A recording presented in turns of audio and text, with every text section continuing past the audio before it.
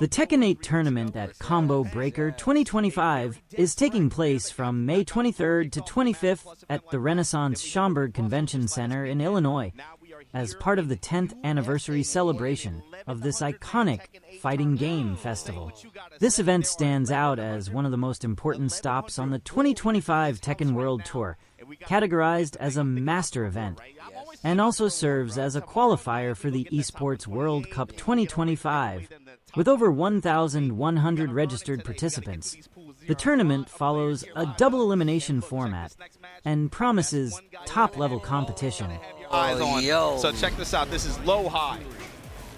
Listen, LowHigh is one of these guys that I feel like people forget about. Like, until he's on the screen, people forget about him. But for me, I feel like he's one of the next generation, like, Korean players. Has one of the most dominant records out there. TWT champion, like, he's one of them, bro. You got to put it out there, too. I think, like, in terms of the Korean player, it's weird. Like, we all know how good he is. Yeah. He's obviously, like, very highly rated. But you forget this guy's an EVO champion, but it's almost like people mentally put that asterisk on him. They kind of don't give him the respect he deserves. Yeah. Right now, LowHigh, of course, though, since Tekken 8 started, he got kind of a late start last year, it felt like. Right now, trying to make a statement early on here, going to the Bryan, counter hit back one, back on the wall, Wu-Tang Dan, off the balcony. Wu-Tang Dan, that's a beast name. That's a beast name. I've literally been thinking about it the whole time. Heat burst on the side of LowHigh. What a sidestep to the right. My man knows. Floor broken. Oh, you're definitely getting to this wall. You're definitely getting to this wall. Let the spirits go. Take him to church. Leave a body smoking, though. And the ancestors got to watch, bro. Right? Look at that. But no, man, like, and on top of that, I mean, just to echo the knee sentiment, he was talking about how we don't really see very strong Bryans out there unless it's him or a player like LowHigh. So it does put a lot to just how strong of a player that LowHigh actually is, just to have somebody like me co-sign. Well, even there's that as well. You know, it's not exactly like seeing LowHigh on a character like this or make this kind of swap to a character that's trending really, really strong in a particular version. It's not weird to see him go to that pick. But also, I think people have started to come around to it. They're kind of influenced, I think, by the neat win at EVO Japan, but seeing how he did it. The stocks of this character are rising, but right back at you. Eddy with the handstand gets the low kick flip there. Yeah, well, Wu-Tang Dan in the building on putting one on the board. Okay, going into handstands. Look at the knowledge to sidestep, but even more so, Eddy still does have that evasiveness of just like his stance that really gets him out of trouble. Back four into the jet upper on the wall, the drag boot, the spirits out. You're not going to this other wall. He's still going. Yeah, there's your tornado. There's your high splat. Yo, somebody clip it. Hold on. Yo, you gotta chill. This is your first match on stream. He's taking this personally. And that's one of the merits that this character has. He's had it for a long time, right? You remember early on the Bryan players talking about the struggle? This character uses heat so well. Yeah, that's the absolutely heat facts. Yo, why are you doing this? What did he do to you? I don't understand. He's like, Wu-Tang, your name is too cool. I gotta take you out. The pick up into the cannonball straight to spin him. Back up. Wu-Tang Tang's trying to run some mix here, but that's the problem. With that heat extension string like that, it's very easy to clip steps. Just like that, blow him up. Oh my lord. Game one already in the books. Wu-Tang Dan did take a round. He didn't go out without making him bleed. I like it.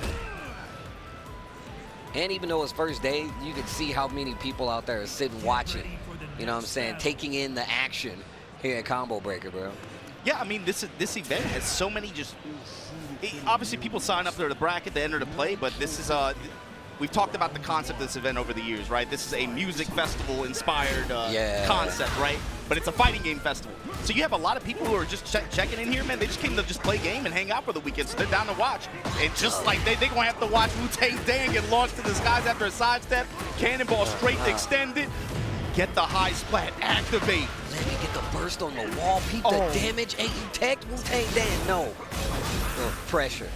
That's the heat burst you were talking about, bro. I feel like he just does such a good job of making you respect the space. Wait a minute. The trade. Wu-Tang Dan in trouble, but he's got a lot of recoverable life. Heat burst not going to connect. Oh, the clean movement. That's something LowHigh showcased so well the first game as well.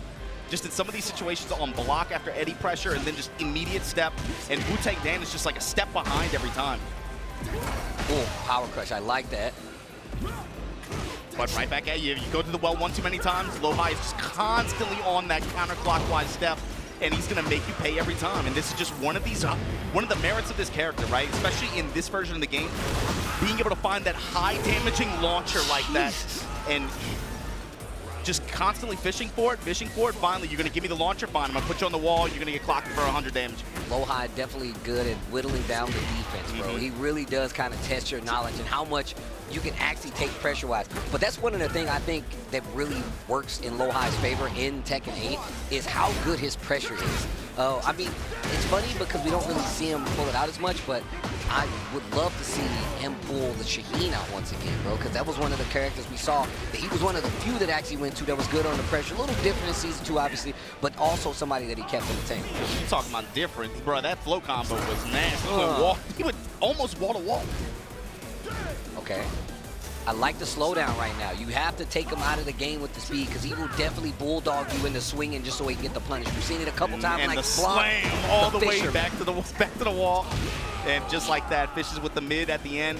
LowHigh 2-0. Wu-Tang Dan, though, he showed some adjustment at the end. You saw him throwing off his timing a little bit more. From the outset, LowHigh set a calculated pace with his Bryan, using strong footsies, effective punishes, and tight defense. Wu-Tang Dan attempted to create space with Eddy's evasive and chaotic style, trying to throw LowHigh off with unpredictable transitions like relax and handstand. However, LowHigh showed deep matchup knowledge, punishing unsafe stance transitions, and keeping Eddy in check with pressure from jabs, fisherman slam, and orbital heel. Wu-Tang Dan managed to steal one round with a well-read whiff punish, but couldn't maintain the momentum. In the second match, LowHigh was even more dominant. He further adjusted his tempo to frustrate Wu-Tang Dan's offense, who began to take more risks in an attempt to open Bryan's defense. Every time Eddy tried to mount pressure with long strings or evasive setups, LowHigh answered with surgical precision, landing counter hits, and even taunt jet uppers when possible. His reads on Wu-Tang Dan's movement were nearly flawless, and he closed the set without dropping a single round. I told him this all the time.